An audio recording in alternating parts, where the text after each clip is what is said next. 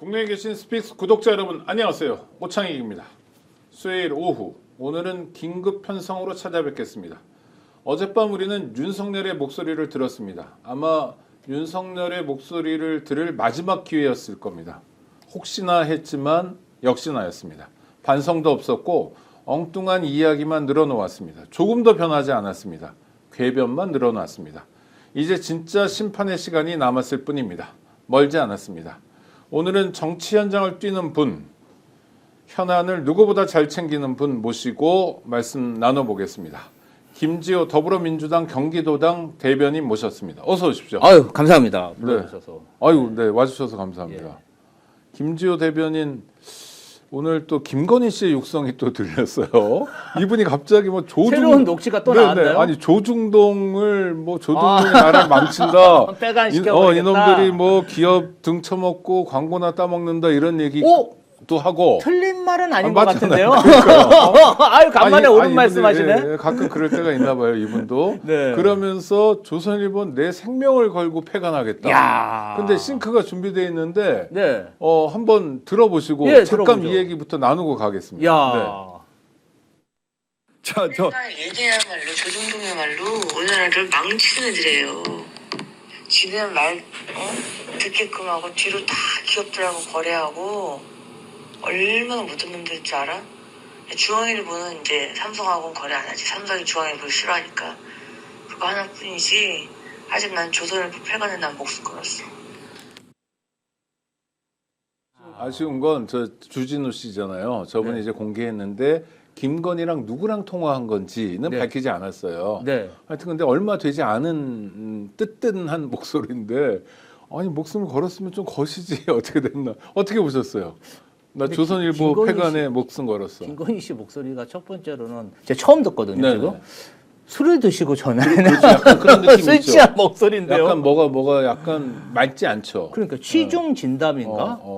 근데 김건희 씨가 얘기한 것들이 조금 개연성이 있어 보인다. 왜냐하면 이분이 정말 그 노련한 로비스트거든요. 네네. 일종의 그 어떤 전시 기획을 할 때 본인 돈은 거의 안 들어가고 대기업의 스폰을 받아가지고 정말 세계적인 전시회를 했는데 물론 윤석열 검사라는 뒷배가 있어서 그게 가능했겠지만 남의 돈으로 정말 유명 작가 불러서 굴지에 그런 어떤 전시회를 했다는 그 자체가 로비스트로서는 굉장히 어떤 재능이 있었던 사람이다. 저는 그렇게 봅니다. 그리고 그런 전시회 대형 전시회라면 꼭 끼는 게 언론사죠. 언론사죠.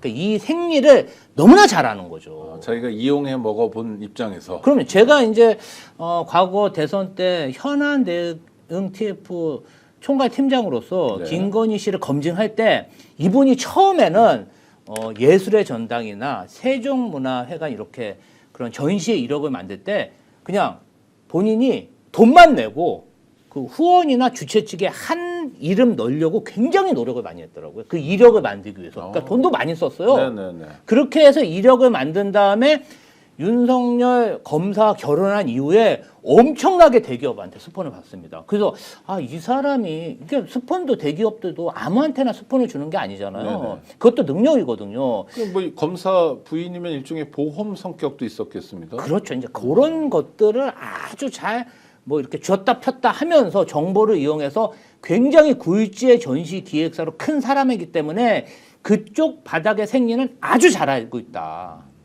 근데 사실 그쪽 바닥의 생리 때문에 특히 조중동 덕분에 대통령이 된 거잖아요. 그러니까 이제 이렇게 보시면 돼요. 그때 얼마나 조중동 관계자들이 김건희 씨를 하대했겠어요.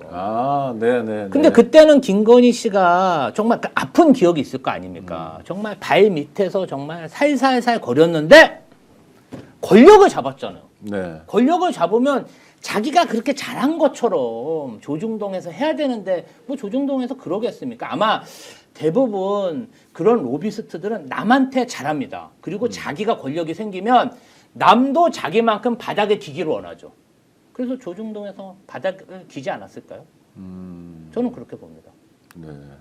특히 조선일보를 꼽은 거는 뭐 지금 보도에 따르면 명태균의 황금폰이 담겨 있는 USB를 조선일보 기자에게 전달했다. 그걸 가지고 대통령실하고 딜을 하거나 또는 뭔가를 하려고 했다. 야. 그게 탄핵의 소위 트리거였다. 이런 얘기가 지금 오늘 막 쏟아지고 있거든요. 그럴 가능성이 있죠. 네, 그리고 그 직후여서 조선일보 폐간의 목숨을 건 거 아닌가. 조선일보의 정보력이나 어떤 금권 동원 능력을 여러모로 생각해 보면 충분히 가능한 얘기라고 생각합니다. 사실은 그 조선일보의 조직력이라는 게 대단합니다. 아, 그렇습니까? 저희가 이제 국회에서 아무리 작은 토론회 간담회를 하더라도 조선일보 카메라는 와서 모든 걸 다 찍고 있습니다. 그래요?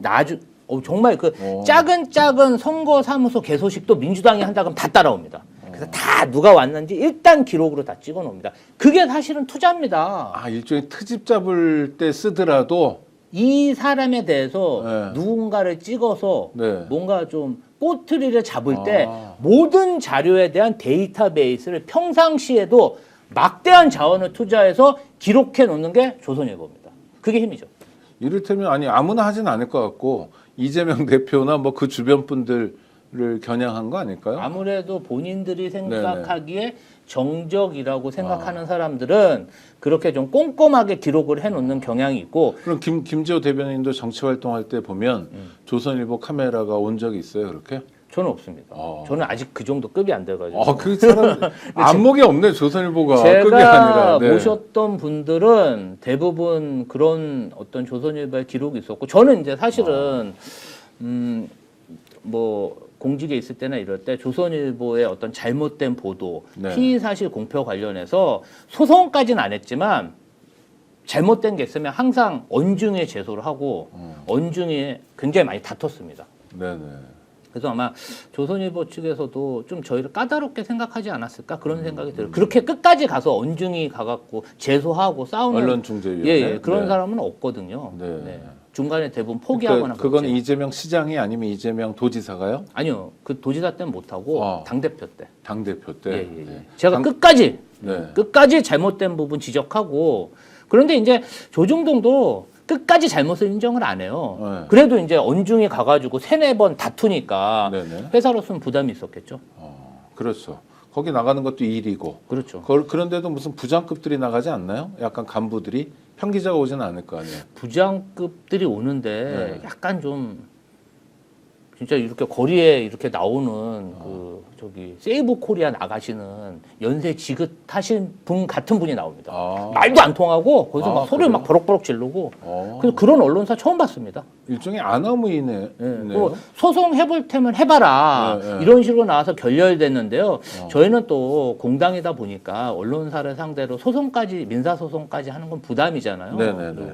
그래서 이제 언중위까지만 하고 그 이상의 어떤 뭐 법적 대응은 하지 않았습니다. 아니, 또 어떤 게 있냐면 지난번 100분 토론에 이재명 대표 나왔을 때도 보니까 CBS에 관련해서 뭐 한두 마디 하거나 이러면 그런 공격이 되더라고요. 당신 뭐 언론 자유에 대해서 하찮게 생각하는 거 아니냐. 당신 같은 사람이 집권하면 언론 탄압할 거 아니냐. 뭐 이런 식의 반응들도 있는데 그런 것도 신경 쓰이긴 그러니까, 하겠네요. 그 부분은 전 이렇게 생각해요. 네. 그게 좀 말도 안 되는 거잖아요. 이재명 대표를 막 북한처럼 묘사하고 그게 네네. 패널이 그렇게 묘사한 거는 괜찮죠. 근데 제작진이 아니, 그것도 문제지만 제작진이 네네. 그거는 뭐 언론의 자유가 네네. 있으니까 네. 제작진이 그걸 썸네일로 이렇게 제작해서 네. 홍보하는 거는 그건 잘못된 거 아닙니까 언론사로서 그 부분에 대해서 이재명 대표는 잘못됐다 지적을 한 건데 저는 좀 장성철 소장이 이해 못할 질문을 했고 네. 그다음에 또 이해 못할 것을 강요했다고 생각해요. 첫 번째로는 장성철 소장 자체가 이 문제가 사실 불거진 게 이준석 대표와 CBS 간의 유착 의혹이잖아요. 정확하게는 김현정 뉴스쇼. 그렇죠. 네. 유착 의혹이면 본인이 또 이준석 의원과 특수관계잖아요.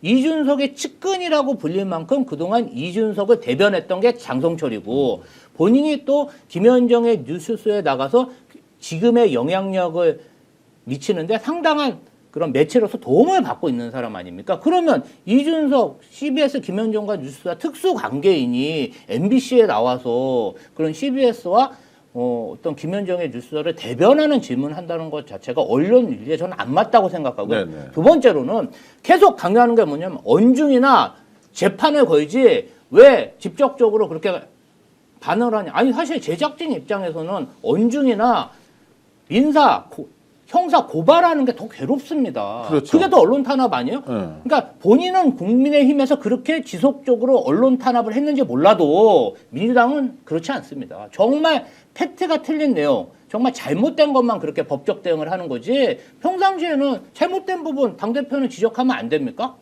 민주국가인데?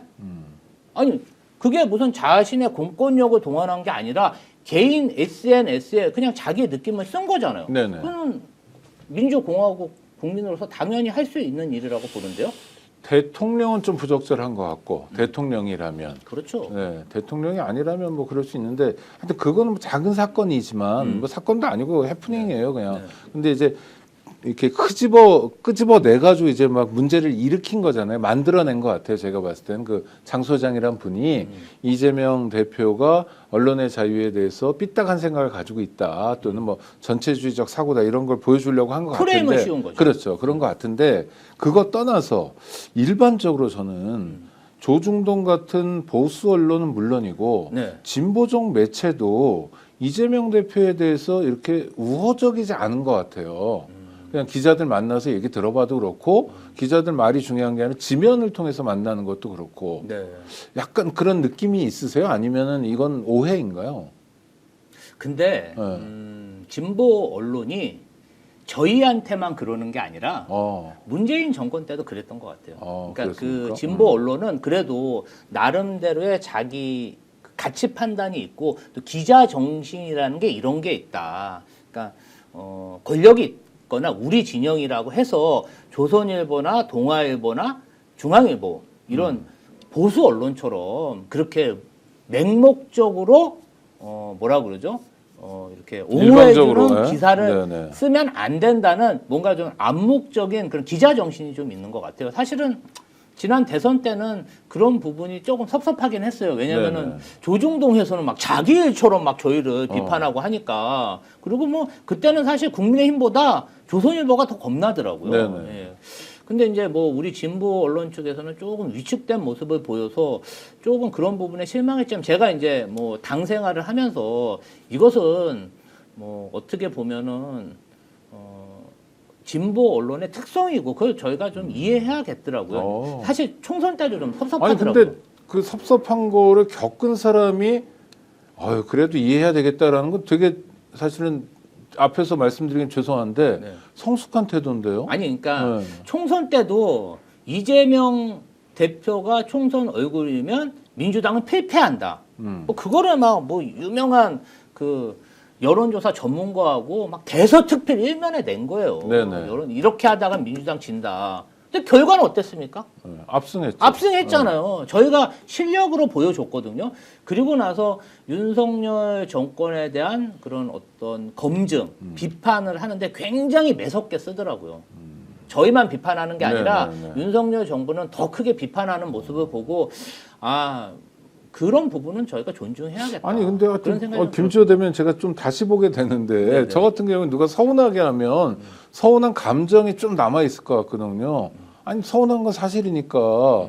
왜냐면 저쪽에서 굉장히 일방적인 공격을 당하는데 우리 편이라고 생각하는 사람이 나를 방어 안 해주면 되게 화도 나고 그러는데 와 그거를 진보 언론의 역할이다 이렇게 받아들이는 건 하여튼 좋고 고맙습니다. 아닙니다. 소장님. 네. 근데 그런 건 있어요. 어쨌든 민주당이 172석이라는 의석을 가지고 있고 지금 국정을 주도하는 역할을 하고 있잖아요. 네네. 물론 행정부의 권한은 없지만 민주당 그리고 민주당에 속해 있는 정치인들은 그 권력이 있는 겁니다. 네네. 권력이 있을 때 견제와 감시의 대상이다. 권력이 있을 때 그런 거를 만약에 섭섭하게 생각하면은 굉장히 폭력적으로 바뀔 수 있습니다. 네네. 자꾸 그런 생각 가지려고 하면 안 돼요. 아이고 좋습니다. 예. 네, 그 뭐 지금은 야당이지만 언젠가 여당이 될 때도 그런 태도를 유지해야 된다. 그게 이제 민주주의의 기본이다. 네. 이런 말씀이고 아니 김건희 씨가 이제 오늘 내일 하는데 네. 남편인 대통령도 곧 이제 탄핵될 거고 네. 또 자기도 형사처벌 받을 일이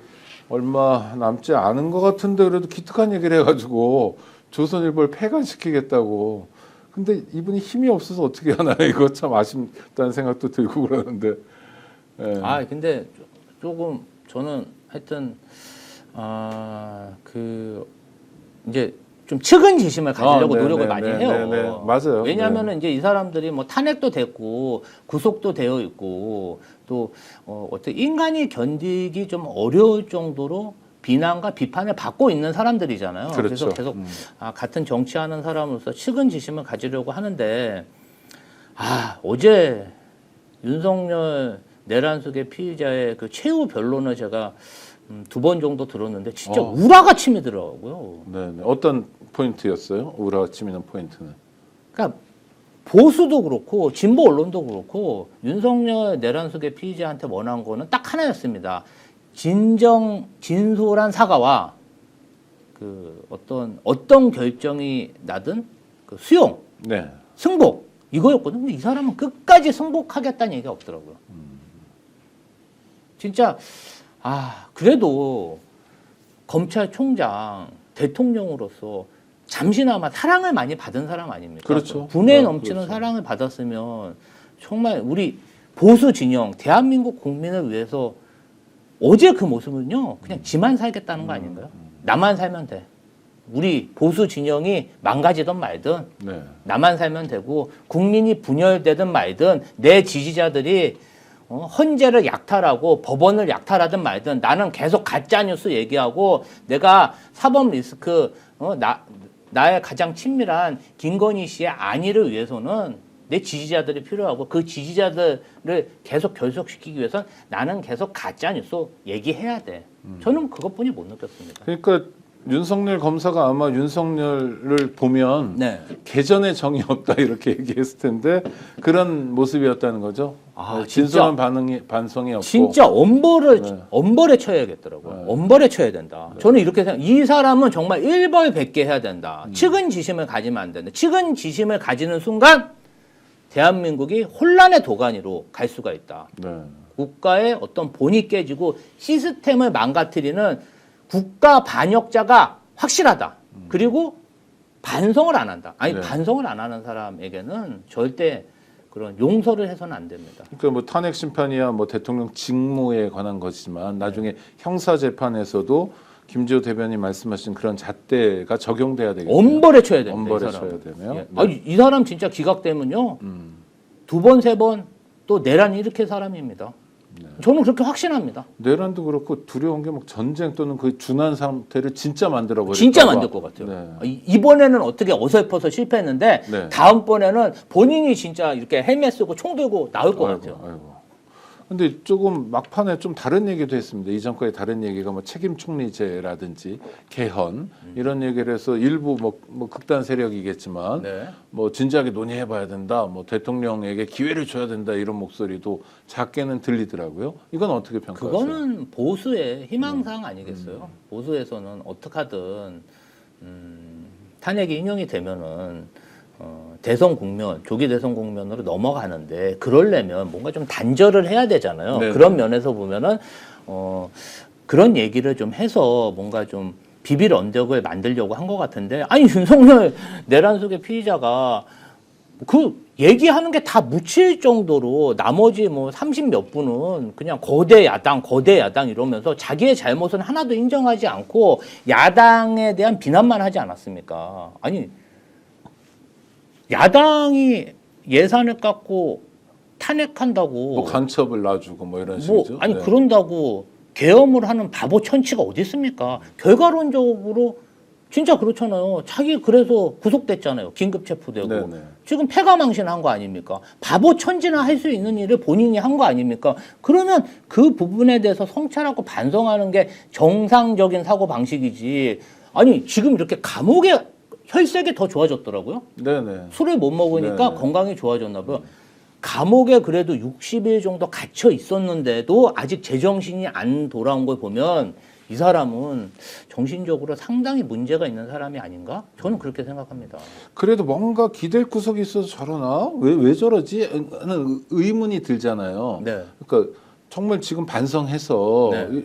예를 들어서 나중에 뭐 다음 정권 아니더라도 그 다음 정권이라도 사면이라도 받든지 뭐 이래야 될 텐데 왜 저럴까 하여튼 그러면 윤석열에게 뭔가 기댈 구석이 있나? 이런 궁금함도 들어요. 있어요 그런 게? 그런 건 없는 것 같고 네. 이제 이 사람이 어떻게 보면은 지난 2년 반 동안 뭐 욕만 먹는 대통령이었잖아요. 네네. 예. 또 비판도 너무 많이 받았고 이러다 보니까 그 한 2년 반 동안 자기 합리화를 하는 시간이 많았던 것 같아요. 그러면서 지금은 아예 그 자기 합리화가 확신이 되고 진실인 걸로 착각하는 것 같습니다. 제가 볼 때는 그래요. 네. 그러니까 너무 많은 공격을 받고 비판을 받다 보니까 뭔가 그릇된 사고방식이 고착된 게 아닌가. 그리고 주변에도 그런 사람뿐이 안 모여 있고. 그러니까 지금은 어떻게 보면은 과대망상에 사로잡혀 있다는 게 딱 좋은 표현이죠. 네. 지금 우리 구독자 중에 티라 노사님 구수한 사람은 반성은 무슨 반성 뭐 이런 댓글을 달아주셨는데 이건 아마 그런 것 같아요. 이제 자기가 한번 시험에서 떨어지면 네. 공부하는 방법을 바꾸거나 네. 다른 식으로 공부해야 되는데 계속 고집을 부리다 보면 재수, 삼수, 사수, 오수, 육수 이렇게 가는 거거든요. 그러니까 이 사람은 애초에 뭐 반성을 할 수 있는 사람이 아니다. 뭐 이런 평가도 있는 것 같은데요. 탄핵은 언제쯤 될 것 같고 또 어떻게 될 것 같아서 이것도 뭐 지금 많은 사람들이 이야기를 많이 합니다. 네. 지금 뭐 여러 가지 얘기가 기각설도 있지만 나오대요. 네. 뭐 그렇게 생각하는 사람도 있겠죠. 그 뭐 네. 세이브 코리아가 주최하는 그 집회장에서는 뭐 그런 얘기도 많이 한다고 합니다. 네네. 근데 뭐 아주 일부의 생각이라고 생각하고요. 정상적인 사람이라면 윤석열 내란숙의 피의자가 다시 대통령직에 복귀했을 때 그 정말 대한민국의 광풍을 생각만 해도 끔찍하지 않습니까? 네. 저는 뭐 누가 농담이라도 탄핵 기각 얘기하면 깜짝깜짝 놀랍니다. 뭐 당장 뭐 그 소장님도 신상의 문제가 생겨 저를 가지고 그래. 백령도에 백령도에 저를 비롯하여 스픽스에 네. 계신 PD님들하고 뭐 작가님들도 아이고, 무서워. 제가 볼 때는 뭐 무사하지 못할 것이다.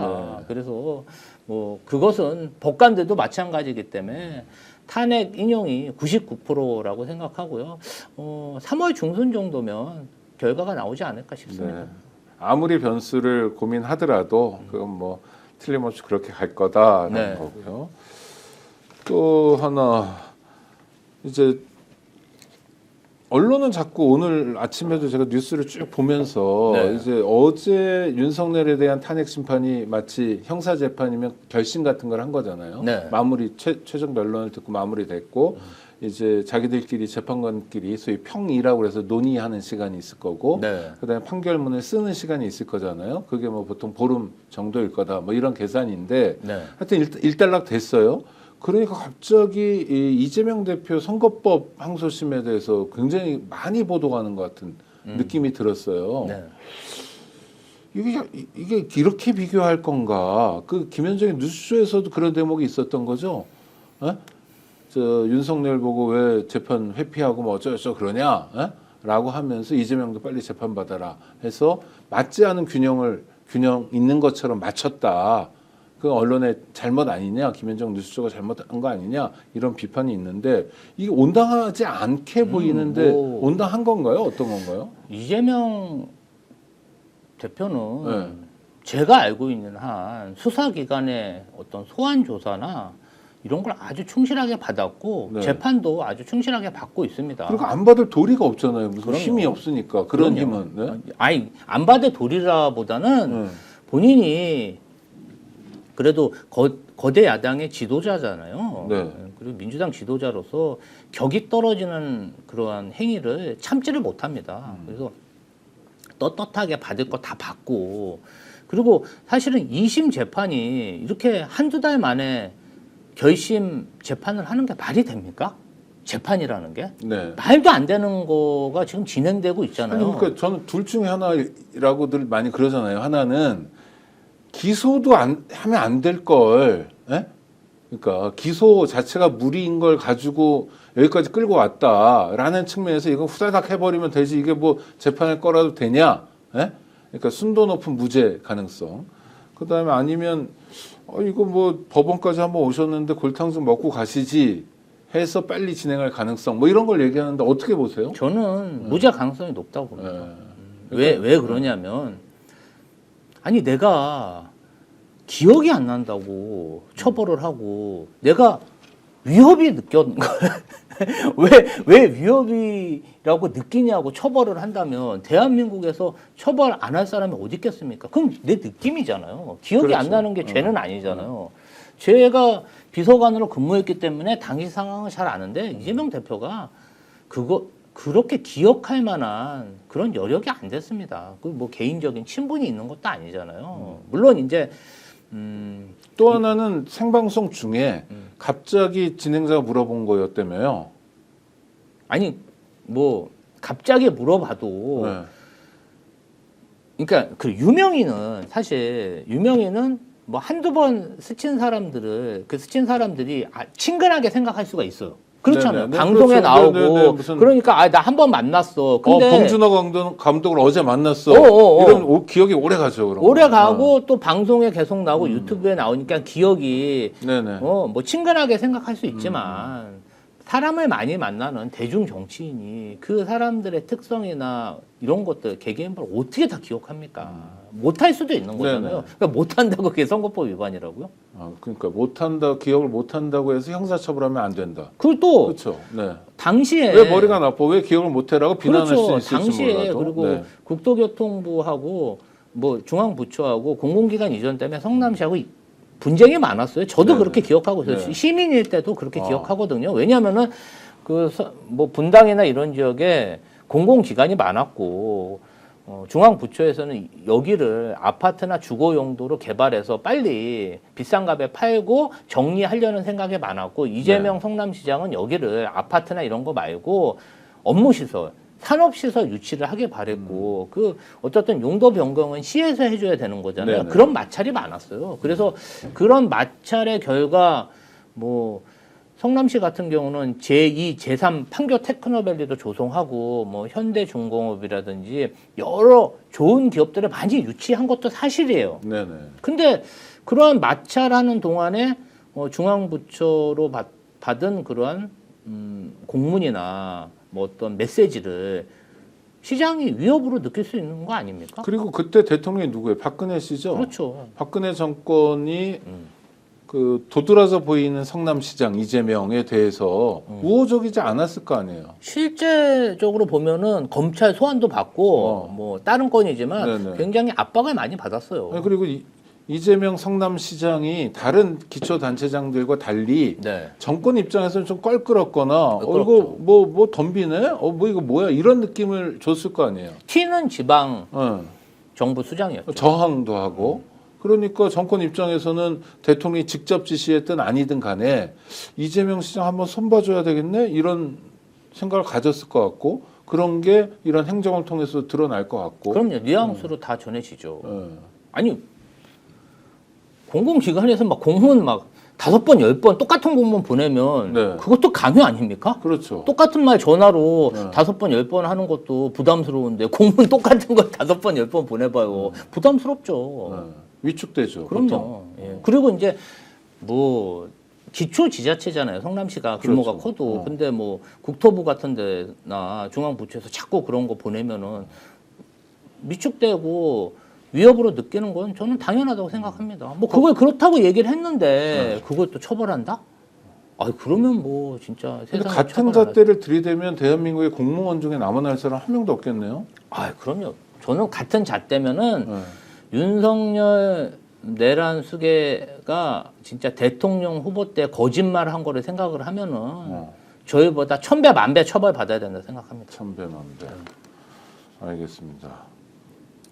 검찰 그래도 구형은 막무가내로 하지 않을까요? 이재명 대표. 그럼요. 아유 뭐 뭐 저는 징역 몇 년 이런 식으로. 그럼요. 친윤 검사들이 뭐 진짜 그런 거 보면은 이재명 대표님 참 불쌍하고 본인 얼마 억울하겠어. 근데 이렇게 억울함을 잘 표현을 못 하시는 것 같아요. 표현할 때도 없을 거 아니에요. 그러니까, 그러니까 아주 가까운 가족, 뭐 무슨 변호인 한둘 이 정도 아니고는 어떻게 표현하겠어요. 어떻게 보면은 본인의 어려움이나 이런 것들을 잘 표현도 못하고 누구 탓도 못하고 다 본인 탓으로 아이고. 이렇게 생각하면서 그러면 예, 스트레스가 그러시죠. 많은데요, 그러면. 스트레스가 많으실 거예요. 근데 이제 사모님이 워낙 성격이 좋으시니까 아. 집에 이제 들어가셔서 좀 힐링을 받으시는 것 같더라고요. 제가 볼 땐 좀 불쌍한 부분이 있어요. 옛날에 예능 나올 때 보면 부인이 이렇게 뭐 아주- 등짝도 잘 때리면서 이렇게 아주 성품이 예. 따뜻하시고 밝으셔가지고 그 에너지를 받으시는 근데 거지. 윤석열 정권에서 부인도 아주 치도건 당한 거 아닙니까? 뭐 8만 얼마 가지고. 아니 그러니까 윤석열 내란 속의 피의자가 그렇게 남 탓을 하는 거예요. 윤석열은 자기 탓을 하면은 누가 이렇게 보듬어 줄 사람이 없잖아요. 그러니까 맨 남 탓만 하는 거죠. 아니 근데 왜 김건희 씨는 면회를 안 가는지 모르겠어요. 모르겠습니다. 아니 가족이면 그래도 면회를 가야 되는데 야 진짜 이 참 차갑다 이런 생각이 좀 들더라고요. 그렇죠. 소통할 방법이 없잖아요. 왜냐하면 전화 통화를 못 하니까 구속 피의자의 경우, 피고인의 경우에는 그 면회밖에 없는데. 아니 면회를 그래도 안 가네요. 면회라도 가고 조금 해야 되는데 윤석열 내란 속의 피의자가 구치소에 있으니까 오히려 건강해지고 혈색이 좋아졌다니까 아이고. 무슨 조화인지 모르겠습니다. 네. 그리고 또 언론에서 굉장히 많이 이야기하는 법학자들까지 동원돼 가지고 뭐 여러 가지 얘기를 하는데 이재명 대표가 이제 대선을 통해서 대통령이 됐다. 그러면 유죄 나오면 대통령 선거 다시 해야 된다. 뭐 이런 얘기들을 심지어 국민의힘 대표 비상대책위원장까지 하고 있는데 이 문제는 어떻게 보세요? 그것은 정말 정쟁 국민의힘의 바램이죠. 이제 뭐 대통령 선거를 뭔가 비전과 철학으로 경쟁하는 게 아니라 지금도 이제 네거티브 선거전으로 그렇게 가려고 이제 밑밥을 뿌리는 건데 저는 뭐 그러한 선거 전략이 통하지 않는다고 봅니다. 아니 그리고 이 소출을 받지 않는다는 게 기소화, 기소 못한다. 그 다음에 출하는 건 이제 공소 유지를 못한다는 거거든요. 그럼 그럼요. 재판을 못한다는 거예요. 중단되죠 다. 네, 중단되고 할 수 있는 건 수사는 할 수 있어요. 그렇죠. 네, 수사. 근데 현직 대통령이 수사를 하는 게 어떤 의미가 있어요? 그럼요. 윤석열처럼 내란을 하지 않는 한.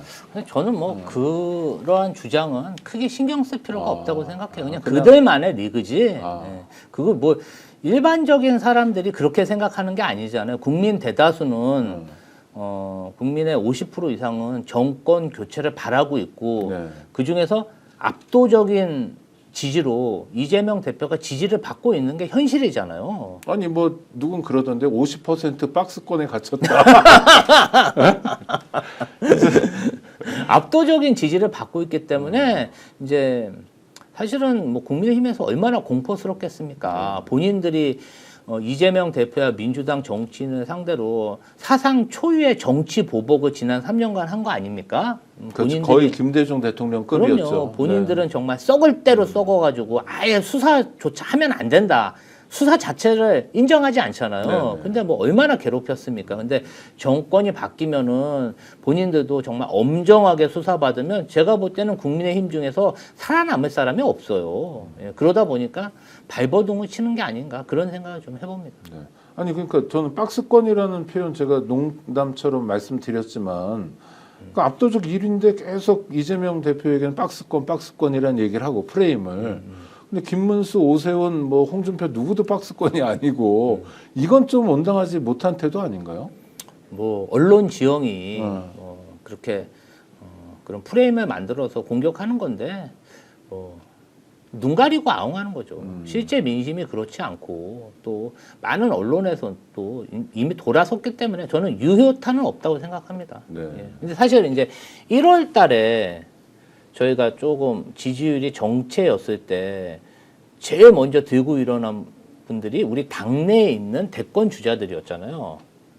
소위 비명계라고 언론에 나오는 뭐 비명계든 분들? 네. 어떤 민주 지도자들이 블록을 형성해서 당을 비판하고 네네. 이재명 대표를 비판했지만 이재명 대표가 그때부터는 좀 언론에 나와서 민주당의 어떤 앞으로 갈 중도 보수의 그런 콘텐츠라든지 어떤 감세 정책이라든지 정책 얘기를 하다 보니까 다시 지지율이 올라가면서 그러한 주장들이 일소됐잖아요. 그런 거랑 같은 거라고 보시면 될 것 같아요. 이제 앞으로도 몇 차례 고비는 있겠지만 그렇게 큰 고비는 없다.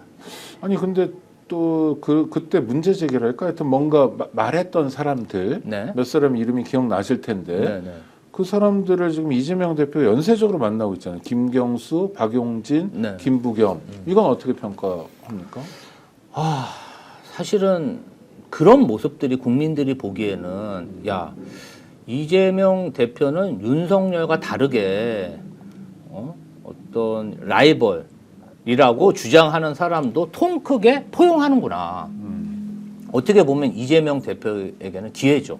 윤석열과 다른 정치를 보여줄 수 있는 기회라고 생각하고요.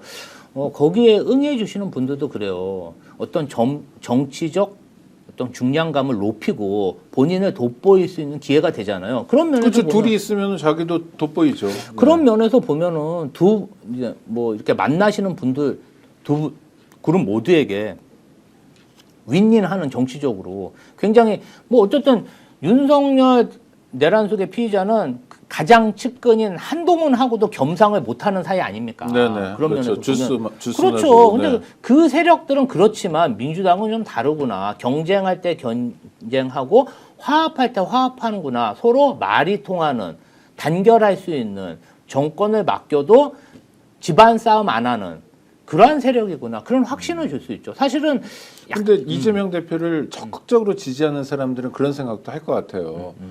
아니 괴롭히고 어려울 때 힘들게 하고 이런 사람들까지 다 그렇게 보듬어야 되냐? 나는 안 내킨다. 뭐 그런 것도 있죠 내부적으로는. 그럼요 있죠. 그거 어떻게? 아니 저는 네. 그런 지지자분들이나 이런 분들이 그렇게 생각하면 그것은 뭐 표현하고 그렇게 생각 가지셔도 된다고 생각해요. 이재명 대표는 대통령직이라는 어떤 그 최고 정치 지도자로서 국가를 통합하고 어떤 우리 민주당을 통합할 의무가 있는 사람이잖아요. 근데 당원들이나 지지자들은 그분들이 대통령 출마하는 건 아니잖아요. 그렇죠. 냉정하게 네, 평가할 필요는 있습니다. 자유롭기도 하고. 네. 이렇게 아무것도 안 하다가 조금 각 세우고 나서 한번 이렇게 으쌰으쌰 해준 다음에 나중에 와서 막 자리 내놔라. 내 공을 알아달라. 그것은 좀 어떻게 보면은 불합리하고 불공정한 거 아니겠습니까? 네네. 아니 사실 지난 3년간 민주당하고 이재명을 지켜준 것은 저는 우리 민주당 지지자들이라고 생각해요. 당원들이었죠, 당원들. 아니, 그분들이 네네. 정말 저희 잡혀갈 때 아니 그리고 그분들이 네. 내란도 막은 것 같아요. 제가 그분들 보니까. 때문에 이재명 우리가 유튜브 살아있는 뭐 이런 겁니다. 거. 근데 네. 그분들한테 1,000원짜리 당원이라고 그러고 강성 개딸 당원이라고 하고 모욕을 하고 있잖아요. 어디 한번 그 목숨 걸고 싸워본 적도 없고 다 도망가 있던 사람이 그러한 행위에 대해서는 아주 냉정하게 평가하는 게 맞다. 이렇게 생각합니다. 이재명 대표가 외연 확장 또는 당 통합을 네. 위해서 여러 사람 만나는 건 긍정적이라 하더라도 네. 꼭 만나면 안 될 사람도 있나요? 이를테면 이낙연은 안 된다. 뭐 금도 이런 거. 당 밖에 있는 사람 이런 사람. 뭐 잘 모르겠어요. 아니 우리는 사실 그런 거 없습니까? 이재명 대표가 윤석열 내란 수계가 대통령직을 수행할 때도 몇 번의 영수회담을 제안해서 만나지 그랬죠. 않았습니까? 네네. 먼저 손 내밀어서 한동훈하고도 만났고 못 만날 사람은 없다. 그런데 전제가 있죠. 이재명 대표가 당 대표직에 사퇴해야 된다. 그러면 내가 만나주겠다. 이재명 대표가 대통령 출마 불출마를 선언하라. 그러면 내가 만나주겠다. 뭐 기괴한 논리도 아니, 아니고 그런 조건을 내는 사람하고는 만날 필요가 없는 거죠. 네. 말이 안 통하는 얘기를 네, 하는 네, 거잖아요. 네. 전제가 잘못됐고 뭐 그게 아니라면은 그러한 배제 논리가 아니라면 저는 누구나 다 만날 수 있다고 생각합니다. 그게 정치거든요. 아니 어제 그 한국 정치에 대해서 굉장히 조예가 깊은 어떤 분이 이재명 대표의 일련의 움직임을 긍정적으로 평가하는 거예요. 그러니까 박용진이 정치적으로 뭐 깜냥이 되든 안 되든 그렇게 만나고 같이 밥 먹고 손 잡고 이런 거 되게 잘하는 거다라고 하면서 뭐라고 그러시냐면 이낙연만 빼고 다 만나도 된다 그랬는데 그래서 굳이 묻고 싶네요. 이낙연 씨 오늘 또 인터뷰도 했다고 아니 그러더라고요. 저는 네. 이낙연 대표가 그러한 배제의 논리를 얘기하지 않고 정말 그 박용진 전 의원처럼 내가 애국을 위해서 힘 합칠 때 힘 합치고 힘 모으자 이러면 저는 못 만날 것도 없다고 생각합니다. 그렇습니까? 그럼 저희는 네. 죽이는 정치가 아니고 살리는 정치를 해야 되잖아요. 우리가 윤석열처럼 배제하고 남을 밀어내는 마이너스 정치하면 되겠습니까? 저는 이재명 대표가 남 괴롭히려고 정치하는 거 아니라고 생각합니다. 살리는 정치. 네. 근데 이제 전제는 있죠. 어. 전제는 네네, 믿죠, 그렇죠. 예, 네. 전제가 뭐 같이 합심하고 애국하자는 만남이 돼야지. 너 그만두면 내가 너 만나줄게. 이건 안 되죠. 있을 수 없는 일이죠. 그렇죠, 그렇죠. 네, 좋습니다. 우리 김지호 대변인이 정치를 오래 하신 분은 아니잖아요. 정치 언저리에 있었죠. 그렇죠. 그래서 제가 아니, 그리고 보좌진으로 한 그렇죠. 10년 정도 그건 있었으니까. 하셨고 예. 하셨지만 자기 정치랄까 이렇게. 그렇죠. 1년뿐이 안 됐죠. 그러니까 얼마 안 됐잖아요. 네. 근데 우리 저 친구들 막 586 이런 친구들 중에 벌써 국회의원 5번 하고 이런 친구들도 있는데 네네. 훨씬 성숙하신 것 같아서 정말 감사하다는 마음이 듭니다. 저는 근데 아니 그러니까 살리는 정치를 하겠다 이거. 이재명 대표님한테 많이 배운 것 같아요. 아 그래요? 왜냐하면은 그게 약간 실용주의 아니에요?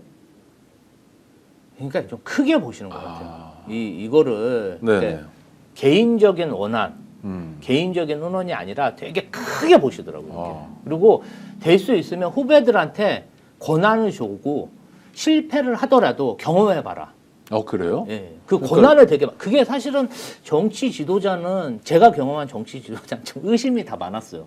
못 믿고 그리고 권력을 내가 꼭 쥐려고. 아니 보통 그러죠. 근데 이재명 대표는 권력을 나누면 내 권한과 우리 진영의 세가 더 커진다고 생각하는 거예요. 이낙연 씨가 이제 별명이 빨간 펜이잖아요. 네. 뭐 토시 하나까지 뭐 이것도 제대로 못 쓰니 야단치고 사실 리더는 그렇게 맞춤법 검사하고 그러면 안 되거든요. 근데 권한을 주는군요. 아, 그럼요. 그게 그 어. 권한을 주는 게 그 용기가 필요해요. 권한을 주는 게 아니라 어. 아예 그냥 이 한 블록을 띄워준다고 보시면 돼요. 그래요? 그러니까 정말 믿고 검증이 된 사람한테는 어. 믿고 그냥 맡겨요. 그러니까 사실 이재명 그러면 성과가 많이 나겠네요. 아니 그러니까 경기도에서 이재명 대표가 몸이 하나인데 어떻게 그런 많은 성과를 낼 수 있습니까? 각 분야에서 정말 경기도에 있는 공직자들이 내일처럼 일을 한 거죠. 보좌진들도 내일처럼 일을 하고 그러니까 성과가 나죠. 그냥 누구처럼 다 사기꾼으로 보는 사람 많아요. 누가 내 거 훔쳐가나, 내 권한을 그렇죠, 훔쳐가나. 그렇죠. 그러면 아무것도 안 됩니다. 의사결정이 느려지고요. 야, 보통 우리 공직사회에서 하는 얘기 중에 인사가 만사다라는 얘기를 많이 하는데 그런 면에서 그러면 이재명 대표는 장점이 있는 거네요. 물론 인사. 이제 그런 건 있죠. 권한을 줬는데 네. 사적으로 유용한다든지 어떤 성과물을 못 내면 평가는 정확하고 그에 맞게 조정을 하죠. 그 부분은 좀 냉정해요. 그러면 아우지 탄광으로 보내고 그러면 아니 아우지탄가 아니야. 그 깜냥에 맞는 업무나 역할로 조정을 해주죠. 아니 그러니까 중요한 자리는 못 가는 거 아니에요. 그러나 기회는 충분히 주고 그렇죠. 한 번 보고 두 번 보고 그러니까 세 번 기회를 보고 줬을 때 열심히 해야 됩니다. 그래야 더 많은 경험을 할 수 있습니다. 저는 그게 국민들을 섬기는 도리 같아요. 저는 다른 거보다 네. 경기도에서 제가 비서관으로 근무하면서 얻은 그 성취감? 그 경험이잖아요. 그렇죠. 내가 이렇게 했는데 어. 정말 성공을 해가지고 아직도 경기도의 주요 정책으로 추진되는 것들이 있어요. 아주 유명하게. 굉장히 그 성취감이 아직도 저의 자존감의 밑바닥입니다. 내가 그걸 했다. 내가 한번 해냈다. 그게 정치인으로서는 굉장히 중요합니다. 제도화, 예를 들면 제가 이제 수술실 CCTV 담당이었거든요. 네네. 그것을 정말 작은 그게 코로나 때였나요? 아니 코로나 전이요. 전에. 작은 어떤 도립병원부터 시작해갖고 점점점 키워서 결국 제도화가 돼서 지금은 전국에 있는 수술실에 CCTV가 도입됐어요. 그런 경험을 해본다는 게 정말 소중한 경험이죠. 아니 그리고 어떤 사람들은 수술 잘못되거나 그러면 목숨이 왔다 갔다 하기도 하고 죽은 사람도 너무 참담하지만 그렇죠. 가족들이 도대체 무슨 일이 있었냐 저 안에 들어가서 그렇죠. 예? 이렇게 원성이 자자했잖아요. 그러면 한 부분을 대한민국이 덜어낸 거잖아요. 그렇죠. 걱정을 좀 덜어내든지 고통을 좀 어루만졌다든지 그 일하는 맛 나죠 그런 거. 그게 세계 최초 입법하고요. 그래요? 네. 미국 의사회에서 한번 찾아왔어요. 오. 왜 대한민국에서 이런 거를 야, 왜 해가지고 그러니까. 그러니까 그 어떤 세계 최초의 입법화를 해낸 게 수술 CCTV입니다. 그 분야에 있어서. 보통 우리가 미국에 어떻게 하나 구경 가는데 미국에서 우리 시스템을 보러 구경 왔다, 견학 왔다. 예. 그럼 그 면에서 우리가 선진국이잖아요. 먼저 나가는 게 네. 선진국이잖아요. 오. 아니, 그럼 수술실 CCTV 한다고 네. 의사들이 파업했습니까? 네. 파업 못했어요. 여론이 너무 압도적이라서. 네. 세계 최초의 입법화를 성공했기 때문에 의대 정원 문제도요. 이재명 대표가 대통령이 되면 저는 한 달 안에 해결할 거라고 봅니다. 아, 한 달 안에. 네. 그건 왜요? 합리적인 대안을 내놔서 아니면 소통을 잘해서 둘 다? 뭐 아니면 또 다른? 합리적인 대안을 통해서 그 부분은 조금 합의가 필요하거든요. 그렇죠. 그리고 장기적인 계획으로 서로 신뢰를 가지고 추진하면 돼요. 그냥 너 내 말 따로 안 따르면 이거야. 처단. 처단. 처단. 그렇게 하면 안 돼요. 설득해야죠. 그리고 여론의 등에 업고. 아니, 그리고 자기가 목표는 2,000이라도 상대랑 대화하다 보면 2,000이 1,000도 되고 500도 되고 뭐 이러면서 섞이는 거잖아요. 그렇죠?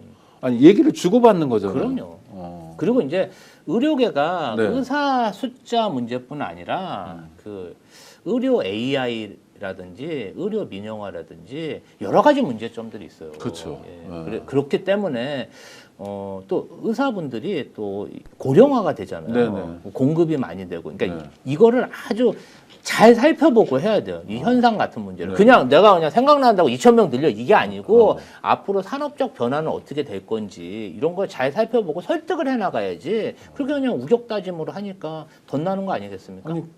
아니 그러니까 이재명 대표하고 실제로 같이 일했던 분은 사실 많지 않잖아요. 그렇죠. 왜냐하면 성남하고 경기도 물론 경기도 굉장히 큰 근데 아니죠. 지금은 이제 굉장히 이거 지금 굉장히 당대표니까 지금 일하는 사람들이 네네. 많죠. 그 지금 그런데 이제, 그 전에 그리고 지금 이제 당무고 그 전에 행정이니까 행정하고 당무는 좀 또 다를 수도 있고 그런데 저는 네, 하여튼 그래서 여쭤보는 건데 그러면 이재명 대표는 좀 뭐 이렇게 한 5년 10년 이렇게 앞을 내다보고 그것까지 염두에 두고 계산을 한다는 거예요? 5년, 10년까지는 저희가 그럴 겨를이 없었고 네네. 이제 그런 것들은 이제 다 만들어 오는 거예요. 어떤 공공기관이라든지 아니면 이제 장기적인 그러한 뭐 전략이라든지 저희가 뭐 그것까지 어떻게 다 짭니까? 다 일을 만들어 시킬 줄 안다 이런 건가요? 그런 걸 다 만들어 오면은 네네. 그것을 이제 다 테스트를 해보고 그 중에서 굉장히 좋은 정책이 살아남은 것을 포인트로 해서 이재명 대표가 중점적으로 추진할 수 있게 저희가 이제 함축하는 그런 과정이 있죠. 예를 들면 뭐 기본소득이라든지 기본주택이라든지 기본금융이라든지 이런 것들이 정말 많은 정책 중에서 살아남은 정책들, 이슈가 되는 정책들을 이재명 대표와 등치시키는 거지 그 어떤 굉장히 유명한 정책이 나올 때까지는 뭐 한 100가지, 20가지 방법론 그런 정책들이 있죠. 그거를 어떻게 합니까? 뭐 토론합니까? 그래서 자기들끼리? 아니 그럼요. 저희는 일단 많이 발표하고 실행도 해보고 네네. 그리고 이제 성과 평가를 해봅니다. 어. 그러니까 저희가 하는 모든 정책에 대해서 6개월, 1년에 한 번씩 네. FGI도 해보고 여론조사도 해봅니다.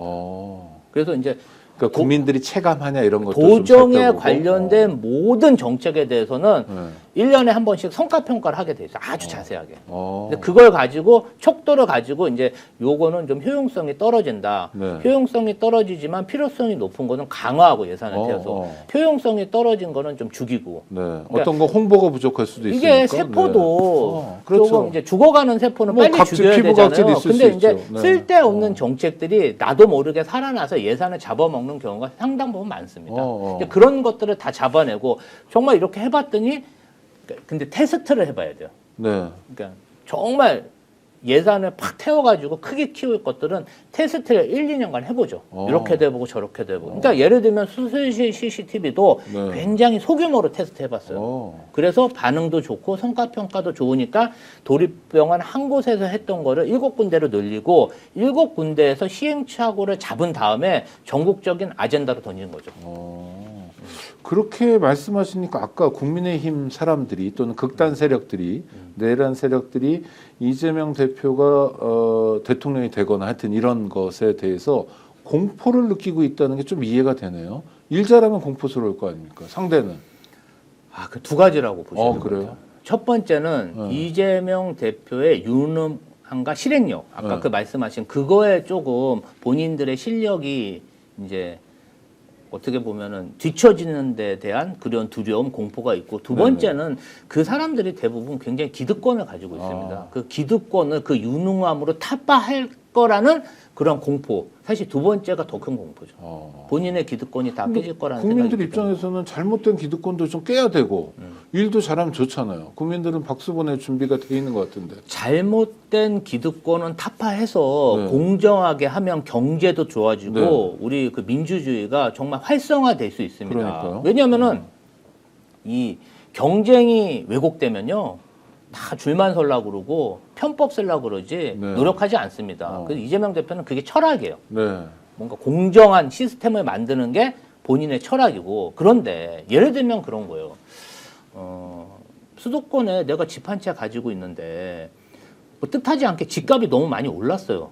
그렇죠. 그런 집들 추성이 뜻하지 않게 있어서 사실. 올랐어요. 네네. 나 그냥 뭐 내가 투기하려고 하는 게 아니라 열심히 일해서 집 한 채 가지고 있고 이제 뭐 자녀가 있으니까 또 집에 대한 애착이 있는 사람은 자녀한테 물려주려고 한 채 더 정도 살 수 있잖아요. 근데 마치 막 그것이 큰 범죄를 저지른 것처럼 정치인들이 나와갖고 비난하고 막 내가 감당하기에 좀 버거울 정도로 증세를 하면서 국민들을 비난한다면 그 국민들이 공포를 느끼는 게 당연한 거 아닌가요? 아니 그러니까 뭐 조그만 상속세 같은 경우는 이재명 대표 얘기하듯이 그렇게 크게 문제 삼지 않고 확보해야 될 세수를 정확히 확보하면 되죠. 그렇죠. 그러면 1,000억씩 물려주는데 세금 안 붙이겠다 이런 거는 이제 그건 말이 잘못된 거죠. 네. 그건 내야죠. 그건 내야 구분하면 되는데 되죠. 근데 그 구분하겠다는 거잖아요. 그렇죠. 지금. 네, 그러니까 쓸데없이 그러니까 인간 사는 세상의 어려움을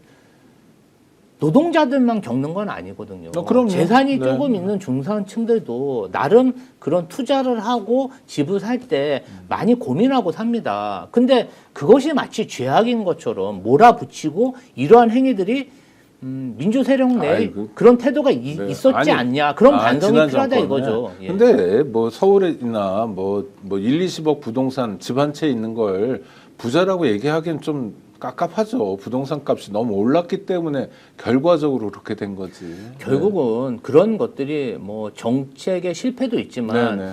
그게 어떻게 보면 감정? 부동산을 국민 착취의 수단으로 기득권층이 쓰고 있는 거 아닙니까? 국가는 국가대로 세금 올려서 세수를 확보하고 기업이나 은행들은 은행 뭐 이자라든지 뭐 건설회사는 또 분양가 이윤을 통해 갖고 그렇게 국민이 생산하는 그런 어떤 총 GDP를 그렇게 해서 회수하는 거잖아요. 네. 근데 저는 좀 그게 안타깝더라고요. 왜냐하면은 그냥 그래도 국민들이 내가 열심히 일하면 뭐 한 10년 정도 일하면 집 한 채 그냥 살 수 네, 있는 그럼요. 그런 세상을 만들어 줘야 되는 거 아닌가요? 네, 사지 않더라도 안정된 주거 그럼요. 공간에 생활할 수 있게 네, 네. 그런 세상을 생각하는 것만으로도 설레는데 어쩌면 그냥 생각만 하는 게 아니라 현실이 될 수 있을 것 같고요. 그렇게 만드는 건 좋은 지도자도 필요하지만 또 국민들의 역할인 것 같고 김지호 대변인도 그런 상황에서 좀 좋은 역할을 해주셨으면 좋겠습니다. 구독자 여러분 늘 함께 해주셔서 정말 감사하고요. 알고 계시죠? 구독, 좋아요로 성원해 주시기 바랍니다.